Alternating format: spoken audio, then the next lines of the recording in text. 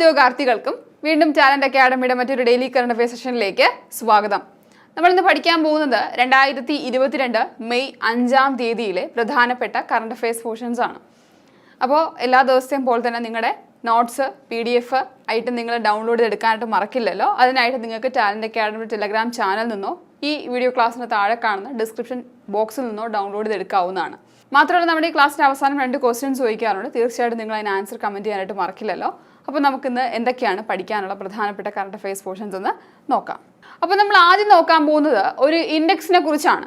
നമ്മൾ കഴിഞ്ഞ ദിവസം മെയ് 3-ാം തീയതിയുടെ പ്രത്യേകത നമ്മൾ പറഞ്ഞിട്ടുണ്ടായിരുന്നു അല്ലേ. മെയ് 3 എന്ന് പറയുന്നത് വേൾഡ് പ്രസ് ഫ്രീഡം ഡേ ആണെന്ന് പറഞ്ഞിട്ടുണ്ടായിരുന്നു. ഇന്ന് നമ്മൾ ആദ്യം പഠിക്കാൻ പോകുന്നതും പ്രസ് ഫ്രീഡവുമായിട്ട് ബന്ധപ്പെട്ടിട്ടുള്ള ഒരു ഇൻഡെക്സിനെ കുറിച്ചാണ്. അപ്പോൾ ഈ ഇൻഡെക്സ് പുറത്തിറക്കുന്ന അല്ലെങ്കിൽ പ്രസിദ്ധീകരിക്കുന്നത് രാജ്യാന്തര സംഘടനയായ റിപ്പോർട്ടേഴ്സ് വിത്തൗട്ട് ബോർഡേഴ്സ് ആണ്. അപ്പോൾ രാജ്യാന്തര സംഘടനയായ റിപ്പോർട്ടേഴ്സ് വിത്തൗട്ട് ബോർഡേഴ്സ് എന്ന് പറയുന്ന സംഘടനയാണ് ഈ ഒരു ഇൻഡെക്സ് പുറത്തിറക്കുന്നത്.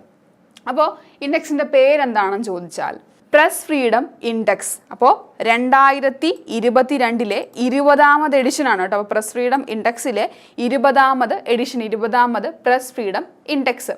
അപ്പോൾ പല കാര്യങ്ങൾ മാനദണ്ഡപ്പെടുത്തിയാണ് ഈ ഒരു ഇൻഡെക്സ് തയ്യാറാക്കുന്നത്. ഒരു രാജ്യങ്ങൾ 180 രാജ്യങ്ങളാണ് ഈ ഇൻഡെക്സിൽ ഉൾപ്പെടുന്നത്. ഓരോ രാജ്യത്തെയും പ്രസ് ഫ്രീഡം എങ്ങനെയൊക്കെയാണ്, ജേർണലിസ്റ്റുകൾ അവർക്ക് പ്രസ് ഫ്രീഡം ഉണ്ടോ, ഓരോ മീഡിയയ്ക്കും അവർക്ക് ആ ഓരോ കാര്യങ്ങളെ പറ്റിയിട്ടുള്ള വിശദമായിട്ടുള്ള വിവരങ്ങൾ നൽകാനായിട്ടുള്ള സാഹചര്യങ്ങളുണ്ടോ, എന്തെങ്കിലും റെസ്ട്രിക്ഷൻസ് ഉണ്ടോ, ഇങ്ങനെയുള്ള പല കാര്യങ്ങൾ മാനദണ്ഡപ്പെടുത്തിയാണ് ഈ ഒരു ഇൻഡെക്സ് തയ്യാറാക്കുന്നത്. അപ്പോൾ 2022 20ാമത് പ്രസ് ഫ്രീഡം ഇൻഡെക്സിൽ ഇന്ത്യയുടെ സ്ഥാനം അല്ലെങ്കിൽ ഇന്ത്യയുടെ റാങ്ക് എത്രയാണെന്ന് ചോദിച്ചാൽ അത് 150 ആണ്. അപ്പോൾ 8 പോയിന്റ് ഇന്ത്യ താഴോട്ട് വന്നിരിക്കുകയാണ് 2022 ആയപ്പോൾ. കാരണം 2021 ഇന്ത്യക്ക് 142ാമത് റാങ്കായിരുന്നു. 142ാമത് റാങ്കിൽ നിന്ന് 8 പോയിന്റ് താഴേക്ക് പോയി ഇന്ത്യ 150ാമത് റാങ്കിലാണ് ഈ ഒരു ഇൻഡെക്സിൽ. ഓക്കെ, അപ്പോൾ അത് കണക്ട് ചെയ്ത് തന്നെ പഠിക്കുക. എത്ര പോയിന്റാണ്? 8 പോയിന്റ് താഴേക്ക് വന്നു. 2021 പ്രസ് ഫ്രീഡം ഇൻഡെക്സിൽ ഇന്ത്യയുടെ സ്ഥാനം 142 ആയിരുന്നുവെങ്കിൽ 2022 വന്നപ്പോൾ അത് 150 ആയി. അപ്പോൾ 8 പോയിന്റ് താഴ്ന്നെന്ന് പറഞ്ഞു. ഇനി ഈ ഒരു ഇൻഡെക്സിൽ ഒന്നാമത് നിൽക്കുന്ന രാജ്യം ഏതാണെന്ന് നമ്മൾ അറിയണ്ടേ? അത് നോർവേ ആണ്. അപ്പോൾ 1-ാം സ്ഥാനം നോർവേക്കും 2-ാം സ്ഥാനം ഡെൻമാർക്കിനുമാണ്. അപ്പോൾ 1-ാം സ്ഥാനം നോർവേക്കും 2-ാം സ്ഥാനം ഡെൻമാർക്കിനുമാണ്. 180 രാജ്യങ്ങളാണ് ഈ ഒരു ഇൻഡെക്സിലുള്ള, അല്ലെങ്കിൽ 180 രാജ്യങ്ങളിലെ പ്രസ് ഫ്രീഡത്തെ അല്ലെങ്കിൽ അവർക്ക് ആവശ്യമായിട്ടുള്ള, മാധ്യമങ്ങൾക്ക് ആവശ്യമായിട്ടുള്ള സ്വാതന്ത്ര്യത്തിനായിട്ടുള്ള അല്ലെങ്കിൽ അവർക്കായിട്ടുള്ള ആവിഷ്കാര സ്വാതന്ത്ര്യം എന്നിവയെ മാനദണ്ഡപ്പെടുത്തി അതിനെ അടിസ്ഥാനപ്പെടുത്തി തയ്യാറാക്കുന്ന ഈ ഒരു ഇൻഡെക്സിൽ 180 രാജ്യങ്ങളാണ് ഉൾപ്പെട്ടിട്ടുള്ളത്. ഇനി നമ്മൾ അടുത്ത 2 രാജ്യങ്ങളെ കൂടി നോക്കുന്നുണ്ട്. അത് നോക്കുന്നത് നമുക്കറിയാം, ഇപ്പോഴത്തെ റഷ്യ യുക്രൈൻ വാർ. അപ്പോൾ അതിനെ ബന്ധപ്പെടുത്തി നമുക്ക് റഷ്യയുടെയും യുക്രൈൻ്റെയും പ്രസ് ഫ്രീഡം ഇൻഡെക്സിലെ റാങ്കും കൂടി നോക്കാം. റഷ്യ 155ഉം യുക്രൈൻ 106ഉമാണ്. റഷ്യക്ക് 2021 150ാമത് റാങ്കായിരുന്നു. അതിന് 5 പോയിന്റ് താഴേക്ക് വന്ന് 155ാമതാണ് റഷ്യ നിൽക്കുന്നത് 2022. യുക്രൈൻ ആണെങ്കിൽ 106ാമത് റാങ്കാണ് കേട്ടോ. അപ്പോൾ നമ്മൾ തീർച്ചയായിട്ടും അറിഞ്ഞിരിക്കേണ്ടത് ഇന്ത്യയുടെ റാങ്കിനെ കുറിച്ചാണ്. അപ്പോൾ ഇന്ത്യയുടെ റാങ്ക് 2021 142 ആയിരുന്നു. 2021 പ്രസ് ഫ്രീഡം ഇൻഡെക്സിലെ ഇന്ത്യയുടെ റാങ്ക് എന്ന് പറയുന്നത്. അത് 2022 വന്നപ്പോൾ 8 പോയിന്റ് താഴേക്ക് വന്ന് 150 ആയി. ഇനി ഇങ്ങനെ ഒരു റിപ്പോർട്ട് പ്രസിദ്ധീകരിക്കുന്നത് റിപ്പോർട്ടേഴ്സ് വിത്തൗട്ട് ബോർഡേഴ്സ് എന്ന് പറയുന്ന രാജ്യാന്തര സംഘടനയാണ്. റിപ്പോർട്ടേഴ്സ് വിത്തൗട്ട് ബോർഡേഴ്സ് എന്ന് പറയുന്ന രാജ്യാന്തര സംഘടനയാണ് എല്ലാ വർഷവും പ്രസ് ഫ്രീഡം ഇൻഡെക്സ് പ്രസിദ്ധീകരിക്കുന്നത് അല്ലെങ്കിൽ പുറത്തുവിടുന്നത്. എത്ര രാജ്യങ്ങളാണ് ഇതിലുള്ളത്? 180 രാജ്യങ്ങളാണ്. ഇനി 2022 പ്രസ് ഫ്രീഡം ഇൻഡെക്സിൽ 1-ാം സ്ഥാനം നേടിയത് നോർവേയും 2-ാം സ്ഥാനം നേടിയത് ഡെൻമാർക്കുമാണ്. Norway Denmark. അതിനുശേഷം ഇന്ത്യയുടെ റാങ്ക് 150 ആണ്. പിന്നെ നമ്മൾ 2 രാജ്യങ്ങളുടെയും കൂടെ പഠിച്ചായിരുന്നു അല്ലേ. റഷ്യ 155ഉം യുക്രൈൻ 106ഉം ആണെന്ന് പറഞ്ഞു അല്ലേ. അപ്പോൾ പിന്നെ വേറൊരു കാര്യം പ്രധാനപ്പെട്ടത് 2022 20ാം എഡിഷനാണ് കേട്ടോ. അപ്പോൾ പ്രസ് ഫ്രീഡം ഇൻഡെക്സിലെ 20ാമത് എഡിഷനാണ് 2022 പ്രസിദ്ധീകരിച്ചത്. ഓക്കെ, അപ്പോൾ ഒരിക്കലും മറക്കരുത്, പ്രസ് ഫ്രീഡം ഇൻഡെക്സ് 2022 കുറിച്ചാണ് നമ്മൾ പറഞ്ഞത്. അടുത്ത നമ്മൾ പഠിക്കാൻ പോകുന്നത് കേരളവുമായിട്ട് ബന്ധപ്പെട്ടിട്ടുള്ള ഒരു വാർത്തയാണ്. കേരളത്തിലെ ആദ്യത്തെ അല്ലെങ്കിൽ കേരളത്തിൽ രജിസ്റ്റർ ചെയ്ത ആദ്യ യൂണിക്കോൺ പ്രോഡക്റ്റ് സ്റ്റാർട്ടപ്പ്, കേരളത്തിൽ രജിസ്റ്റർ ചെയ്ത ആദ്യ യൂണിക്കോൺ പ്രോഡക്റ്റ് സ്റ്റാർട്ടപ്പ്. ഇനി എന്താണ് ഈ യൂണിക്കോൺ എന്ന് ചോദിച്ചാൽ നമുക്ക് പറയാനാകും ഓഹരി വിപണിയുടെ ഭാഗമാകാത്ത എന്നാൽ $1 ബില്യൺ അതായത് $100 കോടി കൂടുതൽ മൂല്യമുള്ള കമ്പനികളെയാണ് നമ്മൾ യൂണിക്കോൺ ആയിട്ട് കണക്കാക്കുന്നത്. നമുക്കറിയാം സാധാരണയായിട്ട് കമ്പനികൾക്ക് ഷെയർ അല്ലെങ്കിൽ ക്യാപിറ്റൽ ഫോർമേഷന് വേണ്ടിയിട്ട് അവർ എന്തിൻ്റെ ഭാഗമാകാറുണ്ട്? ഓഹരി വിപണിയുടെ ഭാഗമാകാറുണ്ട് കമ്പനികൾ അല്ലെ. അവരുടെ ഷെയർ IPOക്ക് അല്ലെങ്കിൽ ഇനിഷ്യൽ പബ്ലിക് ഓഫറിംഗിന് നൽകാനായിട്ടോ അല്ലെങ്കിൽ ക്യാപിറ്റൽ ഫോം ചെയ്യാനായിട്ടോ ഓഹരി വിപണിയുടെ ഭാഗമാകാറുണ്ട്. എന്നാൽ ഈ യൂണിക്കോണുകളുടെ പ്രത്യേകത എന്ന് പറയുന്നത് ഇവയ്ക്ക് $1 ബില്യൺ കൂടുതൽ മൂല്യമുള്ള കമ്പനികളാണ്. $1 ബില്യൺ കൂടുതൽ മൂല്യമുള്ള കമ്പനികളാണ് അല്ലെങ്കിൽ സ്റ്റാർട്ടപ്പുകളാണ്. അതുപോലെ തന്നെ ഇവ എന്തിൻ്റെ ഭാഗമല്ലായിരിക്കും? ഓഹരി വിപണിയുടെ ഭാഗമല്ലായിരിക്കും. ഇപ്പം നമ്മുടെ ഒരുപാട് IBM പോലുള്ള ഒരുപാട് യൂണിക്കോൺ കമ്പനികളുണ്ട്. എന്നാൽ ഇത് ആദ്യമായിട്ടാണ് കേരളത്തിൽ ഒരു യൂണിക്കോൺ സ്റ്റാർട്ടപ്പ് രജിസ്റ്റർ ചെയ്യുന്നത്. അപ്പോൾ ഓർത്തിരിക്കുക, യൂണിക്കോൺ എന്ന് പറയുന്നത് എന്താണെന്ന് നമ്മൾ പറഞ്ഞിട്ടുണ്ടായിരുന്നു അല്ലെ. ഓഹരി വിപണിയുടെ ഭാഗമല്ല ക്യാപിറ്റൽ ഫോർമേഷന് വേണ്ടിയിട്ട്. ഇനി ഈ ഒരു ഓപ്പൺ, അപ്പോൾ ഇങ്ങനെ കേരളത്തിലെ രജിസ്റ്റർ ചെയ്ത ആദ്യ യൂണിക്കോൺ പ്രോഡക്റ്റ് സ്റ്റാർട്ടപ്പാണ് ഓപ്പൺ എന്ന് പറയുന്നത്. അപ്പോൾ ഇതിൻ്റെ co-founder ആൻഡ് CEO എന്ന് പറയുന്നത് മലയാളിയായിട്ടുള്ള അനീഷ് അച്യുതനാണ്. ഇനി ഈ ഒരു യൂണിക്കോണിൻ്റെ പ്രത്യേകത എന്ന് പറയുന്നത് കേരളത്തിലെ രജിസ്റ്റർ ചെയ്ത ആദ്യത്തെ യൂണിക്കോൺ പ്രോഡക്റ്റ് സ്റ്റാർട്ടപ്പാണെന്ന് നമ്മൾ പറഞ്ഞു. എന്നാൽ നമ്മുടെ രാജ്യത്തെ 100ാമത്തെ യൂണിക്കോൺ സ്റ്റാർട്ടപ്പാണ്. ഇനി ഈ ഒരു ഓപ്പൺ എന്ന് പറയുന്ന സ്റ്റാർട്ടപ്പിന് മറ്റൊരു പ്രത്യേകത കൂടിയുണ്ട്. എന്താണ്? രാജ്യത്തെ ആദ്യ ഡിജിറ്റൽ നിയോ ബാങ്കിങ് സ്റ്റാർട്ടപ്പാണ്. ഡിജിറ്റൽ നിയോ ബാങ്കിങ് സ്റ്റാർട്ടപ്പ്. എന്താണ് ഈ നിയോ ബാങ്ക് എന്ന് ചോദിച്ചാൽ സാധാരണയായിട്ട് നമുക്കൊരു ഫിസിക്കൽ ആയിട്ടുള്ളൊരു സെറ്റപ്പ്, ബാങ്കിൻ്റെ സെറ്റപ്പ്. എന്നാൽ ഈ നിയോ ബാങ്കിങ് സർവീസ് കൊടുക്കുന്നത് ബാങ്കിങ് സ്ഥാപനങ്ങളല്ല. അവയ്ക്ക് യാതൊരു വിധത്തിൽ അല്ലെങ്കിൽ ബാങ്കിങ് ഫെസിലിറ്റി ഇല്ല. എന്നാൽ ബാങ്കിങ് ഫെസിലിറ്റി ഉള്ള മറ്റൊരു സ്ഥാപനവുമായിട്ട് ചേർന്ന് കസ്റ്റമേഴ്സിന് വളരെ ഒരുപാട് വൈഡ് റേഞ്ചിലുള്ള സർവീസുകൾ നൽകുന്ന സ്ഥാപനങ്ങളെ നമുക്ക് നിയോ ബാങ്കിങ് സ്ഥാപനങ്ങൾ എന്ന് പറയാൻ സാധിക്കും കേട്ടോ. അപ്പോൾ കാരണം ഇവർക്ക് ഓപ്പറേഷണൽ കോസ്റ്റ് കുറവാണ്. ഇവരെല്ലാം ഡിജിറ്റൽ ആയിട്ടാണ് കസ്റ്റമേഴ്സിന് സർവീസ് പ്രൊവൈഡ് ചെയ്യുന്നത്. മറ്റൊരു ബാങ്കിങ് മേഖലയിലുള്ള അല്ലെങ്കിൽ ബാങ്കിങ് സ്ഥാപനമായിട്ട് ചേർന്നായിരിക്കും പ്രവർത്തിക്കുന്നത്. ഇവർക്കൊരു ഫിസിക്കലി നമ്മൾ നേരത്തെ പറഞ്ഞതുപോലെ ഒരു സ്റ്റാർട്ടപ്പ് അല്ലെങ്കിൽ ഫിസിക്കലി ആയിട്ടുള്ള ഒരു രൂപം ഉണ്ടാവില്ല. അവർ കൂടുതലും പ്രവർത്തിക്കുന്നത് ഡിജിറ്റൽ ആയിട്ടായിരിക്കും. അപ്പോൾ ഇങ്ങനെ രാജ്യത്തെ ആദ്യ ഡിജിറ്റൽ നിയോ ബാങ്കിങ് സ്റ്റാർട്ടപ്പ് കൂടിയാണ് ഈ ഓപ്പൺ എന്ന് പറയുന്നത്. അപ്പോൾ ഓപ്പൺ എന്ന് പറയുന്നത് കേരളത്തിലെ ആദ്യ യൂണിക്കോൺ പ്രോഡക്റ്റ് സ്റ്റാർട്ടപ്പാണ്. കേരളത്തിലെ ആദ്യ യൂണിക്കോൺ പ്രോഡക്റ്റ് സ്റ്റാർട്ടപ്പ് കേരളത്തിൽ രജിസ്റ്റർ ചെയ്തതാണ് കേട്ടോ. കേരളത്തിൽ രജിസ്റ്റർ ചെയ്തിട്ടുള്ള ആദ്യ യൂണിക്കോൺ പ്രോഡക്റ്റ് സ്റ്റാർട്ടപ്പാണ് ഓപ്പൺ എന്ന് പറയുന്നത്. രണ്ടാമത് നമ്മൾ പറഞ്ഞത് ഈ ഓപ്പൺ തന്നെ രാജ്യത്തെ 100ാമത്തെ യൂണിക്കോൺ സ്റ്റാർട്ടപ്പാണ്. അപ്പോൾ ഓപ്പൺ രാജ്യത്തെ 100ാമത്തെ യൂണിക്കോൺ സ്റ്റാർട്ടപ്പാണ്. അപ്പോൾ നമ്മൾ ഓർത്തിരിക്കുക, കമ്പനി നമ്മൾ പറഞ്ഞിട്ടുണ്ട് യൂണിക്കോൺ കമ്പനികളുണ്ട്, എന്നാൽ നമ്മൾ സ്റ്റാർട്ടപ്പുകളെ കുറിച്ചാണ് പറയുന്നത്. അതിനുശേഷം നമ്മൾ പറഞ്ഞത് രാജ്യത്ത് ആദ്യമായിട്ട് ഡിജിറ്റൽ നിയോ ബാങ്കിങ് സ്റ്റാർട്ടപ്പ് അല്ലെങ്കിൽ രാജ്യത്തെ ആദ്യ ഡിജിറ്റൽ നിയോ ബാങ്കിങ് സ്റ്റാർട്ടപ്പാണ് ഈ ഓപ്പൺ എന്ന് പറയുന്നത്. അപ്പോൾ ഓപ്പൺ എന്ന് പറയുന്നത് അതിൻ്റെ co-founder നമ്മൾ പറഞ്ഞു ആരാണ്? അനീഷ് അച്യുതനാണ്. അദ്ദേഹം തന്നെയാണ് ഈ ഒരു സ്റ്റാർട്ടപ്പിൻ്റെ CEO എന്നും പറയുന്നത്. അപ്പോൾ അതിൻ്റെ കൂടെ തന്നെ ഓർത്തിരിക്കാൻ നമ്മൾ പറഞ്ഞു ഓഹരി വിപണിയുടെ ഭാഗമാകാത്ത $1 ബില്യൺ കൂടുതൽ മൂല്യമുള്ള കമ്പനികളെയാണ് നമ്മൾ യൂണിക്കോൺ ആയിട്ട് കണക്കാക്കുന്നത്. അപ്പോൾ ഓപ്പൺ എന്ന് പറയുന്നത് ഒരു യൂണിക്കോൺ സ്റ്റാർട്ടപ്പാണ്. ഓക്കെ, അപ്പോൾ നമുക്ക് ഈ ഒരു മേഖലയിൽ നിന്ന് ചോദ്യം ചോദിക്കാവുന്നത് ഒന്നുകിൽ സ്റ്റേറ്റ്മെൻറ്റ് വൈസ് ക്വസ്റ്റ്യൻ ചോദിക്കാം, അല്ലെങ്കിൽ നമുക്ക് 1 വേർഡ് ക്വസ്റ്റ്യൻ ആണ് ചോദിക്കുന്നതെങ്കിൽ താഴെ പറയുന്നവയിൽ ഓപ്പൺ സ്റ്റാർട്ടപ്പ് എന്തുമായിട്ട് ബന്ധപ്പെട്ടിരിക്കുന്നു? അപ്പോൾ താഴെ നമുക്കൊരു 4 ഓപ്ഷൻ യൂണിക്കോൺ സ്റ്റാർട്ടപ്പ് അല്ലെങ്കിൽ മറ്റ് 2 ഓപ്ഷൻ കൂടെ തന്നിട്ട് നമുക്ക് ചോദിക്കാം. അപ്പോൾ നമുക്കറിയാം ഇത് ഓപ്പൺ എന്ന് പറയുന്നത് ഒരു യൂണിക്കോൺ സ്റ്റാർട്ടപ്പാണ് കേട്ടോ. ഓപ്പൺ എന്ന് പറയുന്നത് കേരളത്തിൽ രജിസ്റ്റർ ചെയ്തിട്ടുള്ള ആദ്യത്തെ യൂണിക്കോൺ പ്രോഡക്റ്റ് സ്റ്റാർട്ടപ്പാണ് ഓപ്പൺ. ഓക്കെ,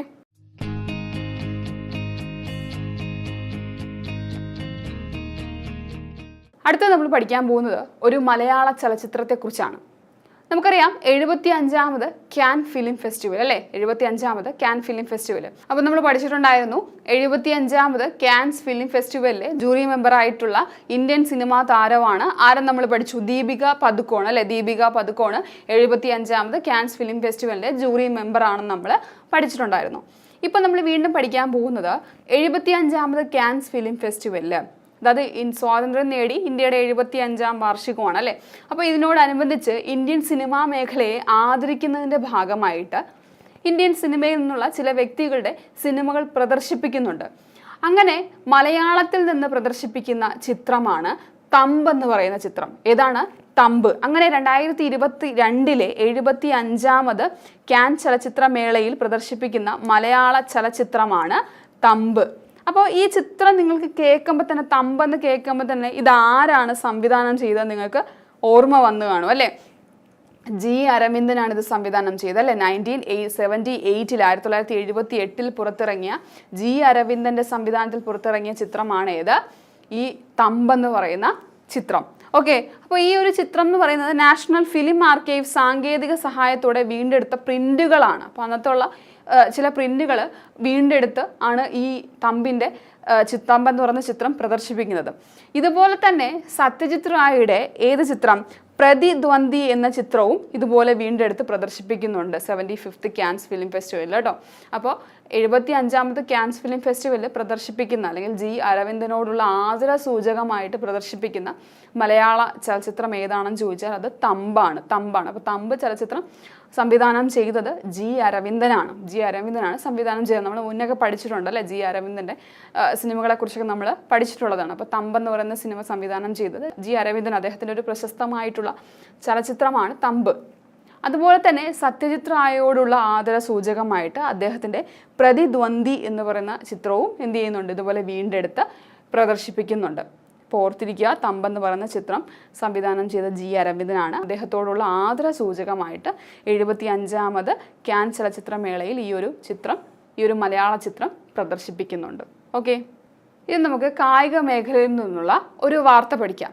നമ്മൾ പഠിക്കാൻ പോകുന്നത് ഒരു റാങ്കിങ്ങിനെ കുറിച്ചാണ്. അപ്പോൾ ഈ റാങ്കിങ് ആരാണ് പ്രസിദ്ധീകരിച്ചതെന്ന് ചോദിച്ചാൽ ഇന്റർനാഷണൽ ടേബിൾ ടെന്നീസ് ഫെഡറേഷനാണ്. ഇന്റർനാഷണൽ ടേബിൾ ടെന്നീസ് ഫെഡറേഷൻ 2022 മെയ്യിൽ പ്രസിദ്ധീകരിച്ച വേൾഡ് റാങ്കിങ് 2022 പ്രകാരം വിമൺ സിംഗിൾസ് അല്ലെങ്കിൽ വനിതാ വിഭാഗം സിംഗിൾസിൽ 38ാമത് റാങ്ക് നേടിയത് ഒരു ഇന്ത്യക്കാരിയാണ്. അതാരാണ്? ഇന്ത്യൻ ടേബിൾ ടെന്നീസ് താരമായിട്ടുള്ള മണിക ബത്രയാണ്. അപ്പോൾ ഇന്ത്യയിൽ നിന്ന് 1ാം സ്ഥാനമാണ്. ഇന്ത്യയിൽ നിന്നുള്ളവരിൽ മണിക ബത്രയ്ക്ക് 1ാം സ്ഥാനമാണ് ലഭിച്ചത്. അപ്പോൾ ഓളായിട്ട് നോക്കുമ്പോൾ, മുഴുവനായിട്ട് നോക്കുമ്പോൾ 38ാമത് റാങ്കാണ് മണിക ബത്രയ്ക്ക് ഈ ഒരു റാങ്കിങ്ങിൽ ലഭിച്ചിട്ടുള്ളത്. അപ്പോൾ നമ്മൾ പഠിച്ചത് ഇന്റർനാഷണൽ ടേബിൾ ടെന്നീസ് ഫെഡറേഷൻ്റെ റാങ്കിങ്ങിനെ കുറിച്ച്, വേൾഡ് റാങ്കിങ്സ് ആണ്. ഈ വേൾഡ് റാങ്കിങ്സിൽ വനിതാ വിഭാഗത്തിലാണ് 38ാമത് റാങ്ക് നേടിയത്? ഇന്ത്യൻ ടേബിൾ ടെന്നീസ് താരമായ മണിക ബത്ര 38ാമത് സ്ഥാനം നേടിയത്. അപ്പോൾ മണിക ബത്രയുടെ കരിയറിലെ തന്നെ ഏറ്റവും ഉയർന്ന റാങ്കാണ് കേട്ടോ ഇതൊന്ന്, 38ാമത്. അപ്പോൾ ഇന്ത്യയിൽ നിന്ന് 1ാം റാങ്കാണ് മണിക ബത്രയ്ക്ക്. മാത്രമല്ല മണിക ബത്ര നമുക്ക് മുന്നത്തെ എക്സാമിന് ചോദിച്ചിട്ടുണ്ട്.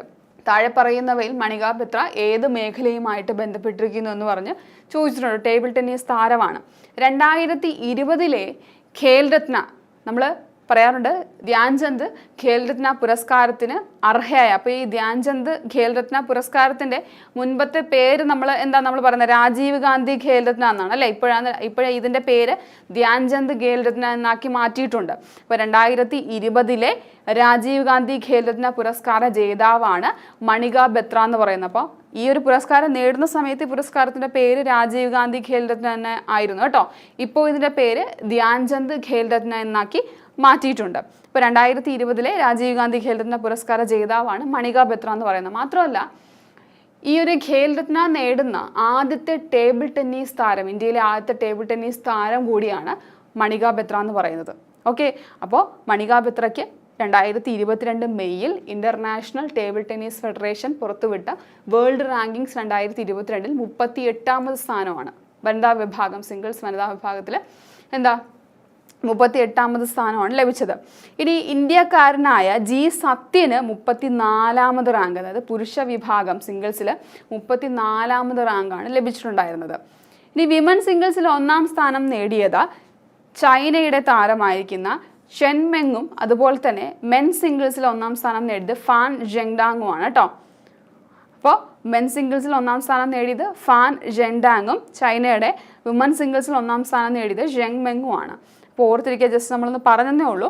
നമുക്ക് ഓർത്തിരിക്കേണ്ട കാര്യം എന്ന് പറയുന്നത് ഇതിൽ 38ാമത് റാങ്ക് നേടിയ ഇന്ത്യക്കാരി അല്ലെങ്കിൽ ഇന്ത്യൻ ടേബിൾ ടെന്നീസ് താരമാണ് മണിക ബത്ര എന്ന് പറയുന്നത്. ഇന്ത്യയിൽ നിന്ന് 1ാം സ്ഥാനമാണ് മണിക ബത്രയ്ക്ക് ലഭിച്ചിട്ടുള്ളത്. അപ്പോൾ മണിക ബത്രയുടെ കരിയറിലെ തന്നെ ഏറ്റവും ഉയർന്ന റാങ്കാണ് 2022 മെയ്യിൽ മണിക ബത്രയ്ക്ക് ലഭിച്ചത്. മാത്രമല്ല 2020 ധ്യാൻചന്ദ് ഖേൽരത്ന അല്ലെങ്കിൽ രാജീവ് ഗാന്ധി ഖേൽരത്ന പുരസ്കാര ജേതാവാണ് മണിക ബത്ര എന്ന് പറഞ്ഞു. ഖേൽരത്ന ലഭിക്കുന്ന ആദ്യത്തെ ടേബിൾ ടെന്നീസ് താരവുമാണെന്ന് നമ്മൾ പറഞ്ഞിട്ടുണ്ടായിരുന്നു അല്ലേ, ഓർത്തിരിക്കുക. അതുപോലെ തന്നെ ഇന്ത്യക്കാരനായ ജി സത്യന് മെൻ സിംഗിൾസിലെ വിഭാഗത്തിൽ 34ാമത് റാങ്കും ലഭിച്ചിട്ടുണ്ടായിരുന്നു. ഓക്കെ, അടുത്തത് നമ്മൾ കായിക മേഖലയുമായിട്ടാണ് ബന്ധപ്പെട്ടുള്ള കാര്യമാണ് പഠിക്കാൻ പോകുന്നത്. സംസ്ഥാന കായിക മേഖലയുമായിട്ട് നമ്മൾ കുറച്ച് ദിവസങ്ങൾക്ക് മുൻപ് പഠിച്ചിട്ടുണ്ടായിരുന്നു 2022 പ്രഥമ കേരള ഒളിമ്പിക്സിനെ കുറിച്ച് നമ്മൾ ഒരുപാട് കാര്യങ്ങൾ പഠിച്ചിട്ടുണ്ടായിരുന്നു അല്ലേ. 2022 പ്രഥമ കേരള ഒളിമ്പിക്സ്, അപ്പോൾ അതിൻ്റെ വേദി എവിടെയായിരുന്നു? തിരുവനന്തപുരമാണ് നമ്മൾ പറഞ്ഞിട്ടുണ്ടായിരുന്നു. മാത്രമല്ല അതിൻ്റെ മാസ്കട്ട് അല്ലെങ്കിൽ ഭാഗ്യചിഹ്നമായിട്ട് നീരജ് മുയലിനെ തിരഞ്ഞെടുത്തൊക്കെ നമ്മൾ പഠിച്ചിട്ടുണ്ടായിരുന്നു. അപ്പോൾ അതിൻ്റെ തുടക്കമായിട്ടുണ്ട്, അത് ഇപ്പോൾ നടന്നുകൊണ്ടിരിക്കുകയാണ് തിരുവനന്തപുരത്ത്. അപ്പോൾ നമ്മൾ പഠിക്കാൻ പോകുന്നത് ഇങ്ങനെ 2022 പ്രഥമ കേരള ഒളിമ്പിക്സിൽ ആദ്യ സ്വർണം നേടിയത് ടി വരുൺ, ആന്ധ്രാപ്രദേശുകാരനായ ടി വരുണും മണിപ്പൂരുകാരിയുമായ എൻ പ്രസീതയുമാണ്. ആന്ധ്രാപ്രദേശുകാരനായിട്ടുള്ള ടി വരുണും മണിപ്പൂരുകാരിയായിട്ടുള്ള എൻ പ്രസീതയുമാണ്. രണ്ടുപേരും തായ്ക്കൊണ്ട വിഭാഗത്തിലാണ് ഈ ഒരു സ്വർണ്ണ മെഡൽ നേടാനായിട്ട് ഇടയായത്. അപ്പോൾ നമ്മൾ ഓർത്തിരിക്കുക, 2022 പ്രഥമ കേരള ഒളിമ്പിക്സിൽ ആദ്യ സ്വർണം നേടിയത് ടി വരുണും എൻ പ്രസീതയുമാണ്. ടി വരുണും എൻ പ്രസീത, ഇപ്പോൾ രണ്ടുപേരാണ് ഇതുപോലെ 2022 പ്രഥമ കേരള ഒളിമ്പിക്സിൽ ആദ്യ സ്വർണം നേടിയത്. വളരെ പ്രധാനപ്പെട്ട പോയിന്റാണ്, ഓർത്തിരിക്കുക. നമ്മുടെ കേരളത്തിൻ്റെ സ്വന്തം ഒളിമ്പിക്സ് ആണ്, വേദി തിരുവനന്തപുരമായിരുന്നു, നമ്മൾ പഠിച്ചിട്ടുണ്ടായിരുന്നു അല്ലേ. അപ്പോൾ അത് ഓർത്തിരിക്കുക. ഇതിൻ്റെ ഭാഗ്യചിഹ്നം നീരജ് മുയലായിരുന്നു. ഓക്കെ, അടുത്ത് നമ്മൾ പഠിക്കാൻ പോകുന്നത് ബാങ്കിങ് മേഖലയുമായിട്ട് ബന്ധപ്പെട്ടിട്ടുള്ള ഒരു വാർത്തയാണ്. അപ്പോൾ ഇതെന്ന് പറയുന്നത് റിസർവ് ബാങ്ക് പുറത്തിറക്കിയ ഒരു കാർട്ടൂൺ പുസ്തകമാണ്. എന്താണ് കാർട്ടൂൺ പുസ്തകം? ഈ കാർട്ടൂൺ പുസ്തകം എന്തിനാണ് പുറത്തിറക്കിയെന്ന് ചോദിച്ചാൽ, ബാങ്കിങ് മേഖലയിലെ ഡിജിറ്റൽ സർവീസുകളുണ്ടല്ലേ, അപ്പോൾ ഈ ഡിജിറ്റൽ സർവീസുകളിൽ ഉണ്ടാകുന്ന തട്ടിപ്പുകളെക്കുറിച്ച് ബോധവൽക്കരണം നടത്താനായിട്ടാണ് ഈ ഒരു കാർട്ടൂൺ പുസ്തകം ആര് പുറത്തിറക്കിയത്? റിസർവ് ബാങ്ക് ഓഫ് ഇന്ത്യ പുറത്തിറക്കിയത്. അപ്പോൾ ഇത് പ്രധാനമായിട്ടും ലക്ഷ്യം വെക്കുന്നത് കുട്ടികളെ, അതുപോലെ തന്നെ പാർഷ്യലി ലിറ്ററേറ്റ് ആയിട്ടുള്ളവരെ, മുതിർന്ന പൗരന്മാരെ എന്നിവർക്കൊക്കെ ഒരു ബോധവൽക്കരണം നൽകാനായിട്ട് ഡിജിറ്റൽ സർവീസ്, ബാങ്കിങ് ഡിജിറ്റൽ മേഖലയിൽ എന്തൊക്കെയാണ് നടക്കുന്ന കള്ളത്തരങ്ങൾ, തട്ടിപ്പുകൾ എന്നിവയെക്കുറിച്ചുള്ള ബോധവൽക്കരണം നൽകാനായിട്ടാണ് ഈ കാർട്ടൂൺ പുസ്തകം RBI പുറത്തിറക്കിയത്. അങ്ങനെ RBI പുറത്തിറക്കിയ കാർട്ടൂൺ പുസ്തകത്തിൻ്റെ പേരാണ് Raju and the 40 thieves. Raju and the 40 thieves. അപ്പോൾ ബാങ്ക് അക്കൗണ്ട് വഴിയുള്ള ഓൺലൈൻ തട്ടിപ്പുകളെക്കുറിച്ച് ജനങ്ങളെ ബോധവൽക്കരിക്കുന്നതിനായിട്ട് റിസർവ് ബാങ്ക് പുറത്തിറക്കിയ കാർട്ടൂൺ പുസ്തകം രാജു ആൻഡ് ദി 40 തീവ്സ്. 40 ചെറുകഥകൾ അടങ്ങിയ ഒരു ചെറു പുസ്തകമാണ് രാജു ആൻഡ് ദി 40 തീവ്സ് എന്ന് പറയുന്നത്. അപ്പോൾ നമുക്ക് ചോദ്യം വരിക, ഈ ഒരു പുസ്തകത്തിൻ്റെ പേര് തന്നിട്ട് ഇത് താഴെ പറയുന്നവയിൽ ആരുമായിട്ട് അല്ലെങ്കിൽ എന്തുമായിട്ട് ബന്ധപ്പെട്ടിരിക്കുന്നു. അപ്പോൾ നമ്മളിത് കേൾക്കുമ്പോൾ കുട്ടികൾക്കുള്ള പുസ്തകമാണെന്ന് അറിയാനായിട്ട് നമുക്ക് ചാൻസ് ഉണ്ട്, അല്ലെങ്കിൽ മനസ്സിലാകും. പക്ഷേ ഇത് RBI പുറത്തിറക്കിയതാണെന്ന് നമുക്ക് പെട്ടെന്ന് മനസ്സിലാകണമെന്നില്ല. താഴെ തന്നിരിക്കുന്ന ചിലപ്പോൾ ഏതെങ്കിലും എഴുത്തുകാരുടെ പേരുണ്ടെങ്കിൽ നമ്മൾ അത് അവരെഴുതിയതാണ്, കുട്ടികൾക്ക് വേണ്ടി എഴുതിയ പുസ്തകമാണെന്ന് തെറ്റിദ്ധരിക്കാനുള്ള ചാൻസ് ഉണ്ട്. അല്ല, ഇതൊരു കാർട്ടൂൺ പുസ്തകമാണ്. രാജു ആൻഡ് ദി 40 തീവ്സ് എന്ന് പറയുന്ന 40 ചെറുകഥകൾ, ചിത്രങ്ങളോടുകൂടിയ ചെറുകഥകൾ അടങ്ങിയിട്ടുള്ള ഒരു കാർട്ടൂൺ പുസ്തകമാണ്. ഇത് RBI ഇറക്കിയതാണ്. ഇതിൻ്റെ ലക്ഷ്യം എന്താണെന്ന് ചോദിച്ചാൽ, ബാങ്ക് അക്കൗണ്ട് വഴിയുള്ള ഓൺലൈൻ തട്ടിപ്പുകളെക്കുറിച്ച് ജനങ്ങൾക്ക് ബോധവൽക്കരണം നൽകാനായിട്ടാണ് RBI പുസ്തകം പുറത്തിറക്കിയത്. ഓക്കെ, അടുത്തതെന്ന് പറയുന്നത് ഒരു പേര് അല്ലെങ്കിൽ പുനർനാമകരണത്തെക്കുറിച്ചാണ് നമ്മൾ പഠിക്കാൻ പോകുന്നത്. 2022 മെയ്യിൽ രാജസ്ഥാനിലെ മിയാൻ കാ ബാഡ എന്ന് പറയുന്ന റെയിൽവേ സ്റ്റേഷന് ഒരു പുതിയ പേര് നൽകി. അപ്പോൾ മിയാൻ കാ ബാദ എന്ന് പറയുന്ന ഈ റെയിൽവേ സ്റ്റേഷൻ്റെ പുതിയ പേരാണ് മഹേഷ് നഗർ ഹോൾട്ട്. അപ്പോൾ 2018 ഇതുപോലെ ഈ മിയാൻ കാ ബാദ എന്ന് പറയുന്ന ഗ്രാമത്തിൻ്റെ പേര് മാറ്റി മഹേഷ് നഗർ എന്ന് ആക്കിയിട്ടുണ്ടായിരുന്നു. 2021 തന്നെ പിന്നെ ഈ ഒരു ഗ്രാമത്തിൻ്റെ പേര് മാറ്റിയതിന് ശേഷം ഈ റെയിൽവേ സ്റ്റേഷൻ്റെ പേര് മാറ്റണം എന്നുള്ളൊരു ആപ്ലിക്കേഷൻ കൊടുത്തിട്ടുണ്ടായിരുന്നു. 2021 തന്നെ ഈ ഒരു രാജസ്ഥാനിലെ മിയാൻ കാ ബാദ റെയിൽവേ സ്റ്റേഷൻ്റെ പേര് മാറ്റിയിട്ടുണ്ടായിരുന്നു. എന്നാൽ കോവിഡിൻ്റെ റെസ്ട്രിക്ഷൻസ് കാരണം ഉദ്ഘാടനം ചെയ്യാതെ ഇങ്ങനെ പോസ്റ്റ്പോൺ ചെയ്യുമായിരുന്നു. ഇപ്പോൾ 2022 മെയ്യിലാണ് ഈ ഒരു മിയാൻ കാ ബാദ റെയിൽവേ സ്റ്റേഷൻ്റെ പേര് മാറ്റി മഹേഷ് നഗർ ഹോൾട്ടാക്കി ഉദ്ഘാടനം ചെയ്യാനായിട്ട് ഇടയായത്. ഓക്കെ, അങ്ങനെ 2022 മെയ്യിൽ രാജസ്ഥാനിലെ മിയാൻ കാ ബാദ എന്ന റെയിൽവേ സ്റ്റേഷൻ്റെ പേര് എന്താക്കി മാറ്റി? മഹേഷ് നഗർ ഹോൾട്ട് എന്നാക്കി മാറ്റി. ഇനി ഈ ഒരു റെയിൽവേ സ്റ്റേഷൻ സ്ഥിതി ചെയ്യുന്നത് രാജസ്ഥാനിലെ ബാർമർ ജില്ലയിലാണ്. നമുക്ക് ബാർമർ എന്ന് പറയുമ്പോൾ ആദ്യം ഓർമ്മ വരുന്നത് നമ്മുടെ രാജ്യത്തെ ആദ്യത്തെ എയർ സ്ട്രിപ്പ് നിലവിൽ വന്ന നാഷണൽ ഹൈവേ കുറിച്ചാണ് അല്ലേ? അത് നമ്മൾ മുന്നത്തെ ക്ലാസ്സിൽ പഠിച്ചിട്ടുണ്ട്. അപ്പോൾ അതേ ബാർമർ ജില്ലയിലാണ് ഈ ഒരു റെയിൽവേ സ്റ്റേഷൻ സ്ഥിതി ചെയ്യുന്നത്. അപ്പോൾ ഓർത്തിരിക്കുക, ഈ മഹേഷ് നഗർ ഹോൾട്ട് എന്ന് പറയുന്ന റെയിൽവേ സ്റ്റേഷൻ സ്ഥിതി ചെയ്യുന്നത് രാജസ്ഥാനിലാണ്. രാജസ്ഥാനിലെ ബാർമറിലാണ് സ്ഥിതി ചെയ്യുന്നത്. അതുപോലെ ഇതിൻ്റെ മുന്നത്തെ പേരെന്താണെന്ന് ചോദിച്ചാൽ അത് മിയാൻ കാ ബാദയാണ്. മിയാൻ കാ ബാദ എന്ന് പറയുന്ന റെയിൽവേ സ്റ്റേഷൻ ഇപ്പോൾ അറിയപ്പെടുന്നത് മഹേഷ് നഗർ ഹോൾട്ട് എന്നാണ്. മഹേഷ് നഗർ ഹോൾട്ട് എന്നാണ് അറിയപ്പെടുന്നത്. ഇത് സ്ഥിതി ചെയ്യുന്നത് രാജസ്ഥാനിലാണ്. ഓക്കെ, ഇനി നമ്മൾ വീണ്ടും ഒരു നാഷണൽ വാർത്ത അല്ലെങ്കിൽ ദേശീയ വാർത്തയാണ് പഠിക്കാൻ പോകുന്നത്.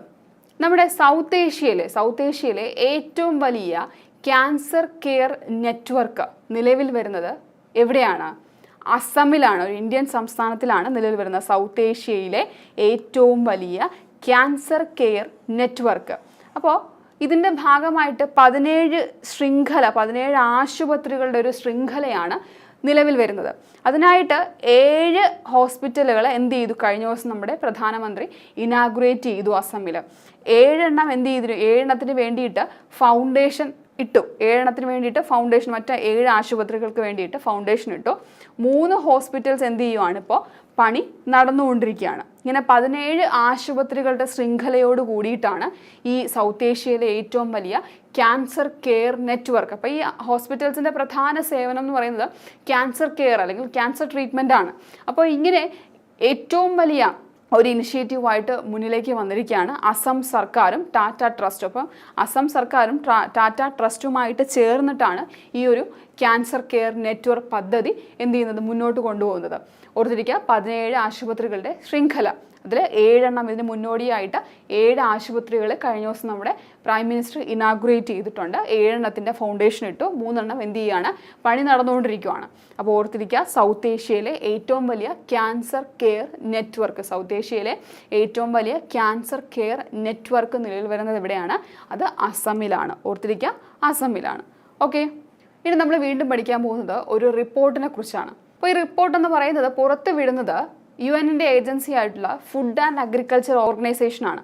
അപ്പോൾ ഫുഡ് ആൻഡ് അഗ്രികൾച്ചർ ഓർഗനൈസേഷൻ പ്രസിദ്ധീകരിച്ച അവരുടെ ഒരു മെയിൻ സ്ട്രീം പബ്ലിക്കേഷനാണ് the state of the world's forest എന്ന് പറയുന്നത്. അപ്പോൾ state of the world's forest 2022 forest pathways for green recovery and building inclusive resilient and sustainable economics എന്ന് പറയുന്ന ആ ഒരു പബ്ലിക്കേഷൻ്റെ റിപ്പോർട്ട് പ്രകാരം ഭൂമിയിലെ കരഭാഗത്തിലെ വനപ്രദേശം എന്ന് പറയുന്നത് 31% അല്ലെങ്കിൽ 4.06 മില്യൺ ഹെക്ടറാണ്.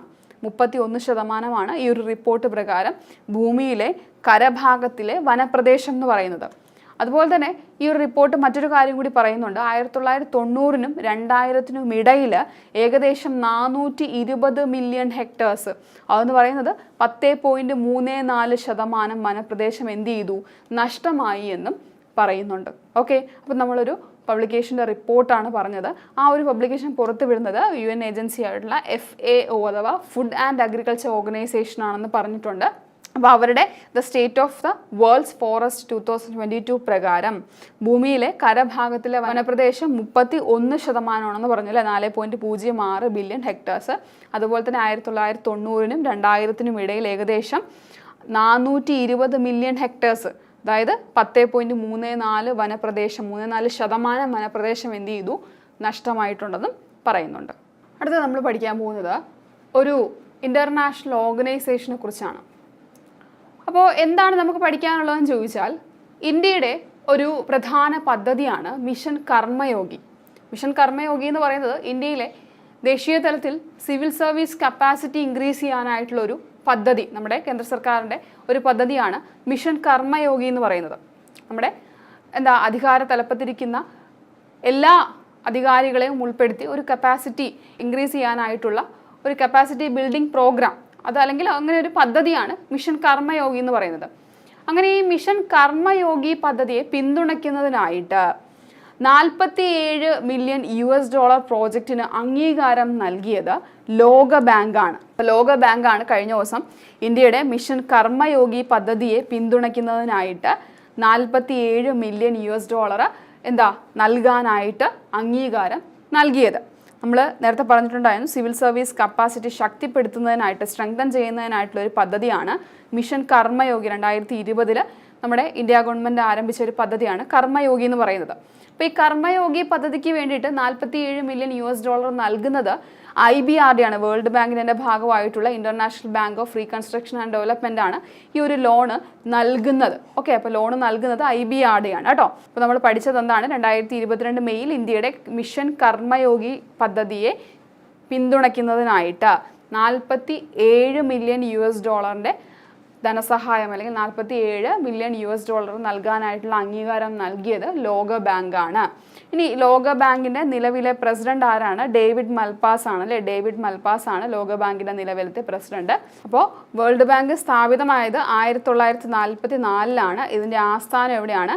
വാഷിംഗ്ടൺ DC-യിലാണ്. വാഷിംഗ്ടൺ DC ആണ്. പ്രസിഡന്റ് ഡേവിഡ് മൽപാസ്, നമ്മൾ നേരത്തെ പറഞ്ഞിട്ടുണ്ടായിരുന്നില്ല, ഡേവിഡ് മൽപാസ്. അപ്പോൾ നമ്മൾ എന്താണ് പഠിച്ചത്?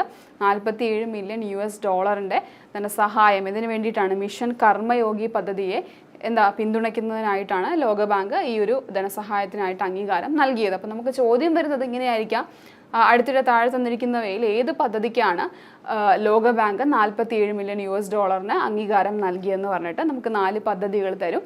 അപ്പോൾ ഏത് പദ്ധതിക്ക് വേണ്ടിയിട്ടാണ്? മിഷൻ കർമ്മയോഗി. മിഷൻ കർമ്മയോഗി എന്ന് പറയുന്നത് ഇന്ത്യ ഗവൺമെൻറ്റിൻ്റെ നമ്മൾ നേരത്തെ പറഞ്ഞിട്ടുണ്ടായിരുന്നു, ദേശീയ തലത്തിൽ സിവിൽ സർവീസ് കപ്പാസിറ്റി സ്ട്രെങ്തനിങ് പ്രോഗ്രാമാണ് മിഷൻ കർമ്മയോഗി. 2020 ഇന്ത്യ ഗവൺമെൻറ് ആരംഭിച്ച പദ്ധതിയാണ് മിഷൻ കർമ്മയോഗി. ഈ പദ്ധതിക്ക് വേണ്ടിയിട്ടാണ് 2022 മെയ്യിൽ വേൾഡ് ബാങ്ക് ഈ $47 മില്യൺ ധനസഹായത്തിനായിട്ടുള്ള അംഗീകാരം നൽകിയത്. ഓക്കെ, ഇനി നമുക്കൊരു നിയമനം നോക്കാം.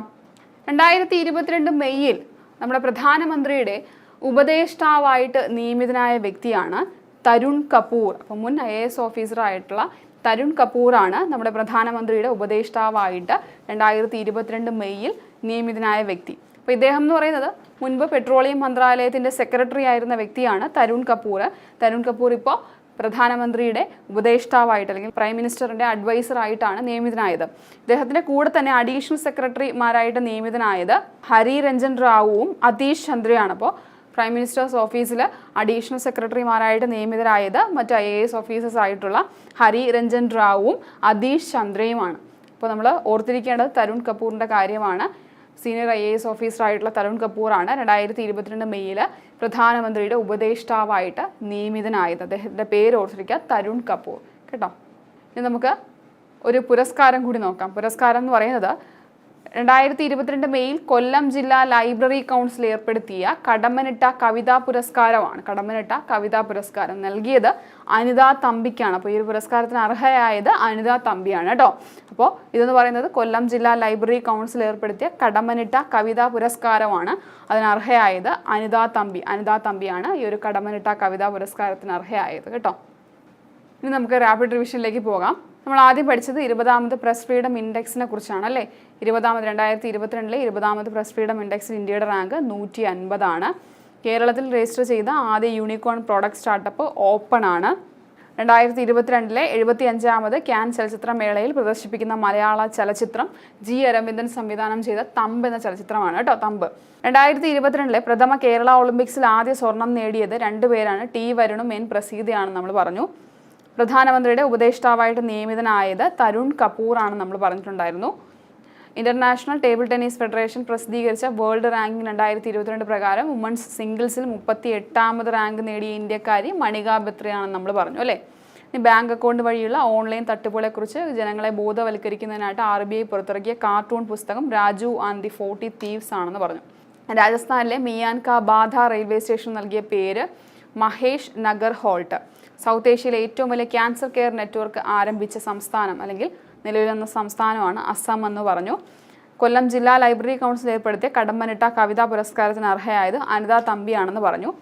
FAO പ്രസിദ്ധീകരിച്ച the state of the world's forest 2022 ആ ഒരു റിപ്പോർട്ട് പ്രകാരം ഭൂമിയിലെ കരഭാഗത്തിലെ വനപ്രദേശം 31% അല്ലെങ്കിൽ 4.06 ബില്യൺ ഹെക്ടേഴ്സ് ആണെന്ന് പറഞ്ഞു.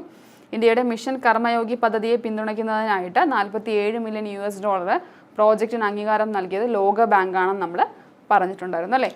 ഇനി ഇന്നത്തെ ക്വസ്റ്റ്യൻ നോക്കാം. സെമി കണ്ടക്ടർ ഫാബ്രിക്കേഷൻ പ്ലാന്റ് സ്ഥാപിക്കുന്നതിനായി 2022 ഏപ്രിലിൽ ഇസ്രായേൽ ആസ്ഥാനമായുള്ള ISMC അനലോഗ് ഫാബ് പ്രൈവറ്റ് ലിമിറ്റഡുമായി ധാരണാപത്രം ഒപ്പുവെച്ച സംസ്ഥാനം A Andhra Pradesh, B Bihar, C Karnataka, D Tamil Nadu. അടുത്ത ക്വസ്റ്റ്യൻ 2022 ഏപ്രിലിൽ ഇന്ത്യയിലെ ആദ്യ greenfield grain based ethanol plant നിലവിൽ വന്നത് A Chhattisgarh, B Bihar, C Keralam, D Telangana. അപ്പോൾ തീർച്ചയായിട്ടും നിങ്ങൾ ഇതിൻ്റെ ആൻസർ കമൻറ്റ് ചെയ്യാനായിട്ട് മറക്കില്ലല്ലോ. നമുക്കിനി കഴിഞ്ഞ ദിവസത്തെ ക്വസ്റ്റിൻ്റെ ആൻസർ എന്താണെന്ന് നോക്കാം. 2022 ക്വാഡ് ഉച്ചകോടിയുടെ വേദി എവിടെയാണെന്നാണ് ചോദ്യം. Option B Tokyo. ടോക്കിയോ ആണ് 2022 ക്വാഡ് ഉച്ചകോടിയുടെ വേദി എന്ന് പറയുന്നത്. അടുത്തത് 2022 സ്പാനിഷ് ലീഗ് ഫുട്ബോൾ കിരീടം നേടിയത് ആരാണെന്നാണ് ചോദ്യം. ഇതിൻ്റെ കറക്റ്റ് ആയിട്ടുള്ള answer option C Real Madrid ആണ് കേട്ടോ. റയൽ മാഡ്രിഡ് ആണ് 2022 സ്പാനിഷ് ലീഗ് ഫുട്ബോൾ കിരീടം നേടിയത്. അപ്പോൾ ഇത്രയുമാണ് 2022 മെയ് 5-ാം തീയതിയിൽ നമുക്ക് പഠിക്കാനുള്ള പ്രധാനപ്പെട്ട കറണ്ട് അഫയേഴ്സ് പോർഷൻസ്. തീർച്ചയായിട്ടും നിങ്ങളുടെ നോട്ട് ഡൗൺലോഡ് ചെയ്തെടുക്കുമല്ലോ. 2 ക്വസ്റ്റ്യൻസ് ചോദിച്ചിട്ടുണ്ട്. തീർച്ചയായിട്ടും നിങ്ങൾ അതിന് ആൻസർ കമൻറ്റ് ചെയ്യണം. നമുക്കിനി പുതിയ കറണ്ട് അഫയേഴ്സുമായിട്ട് അടുത്ത ദിവസം കാണാം.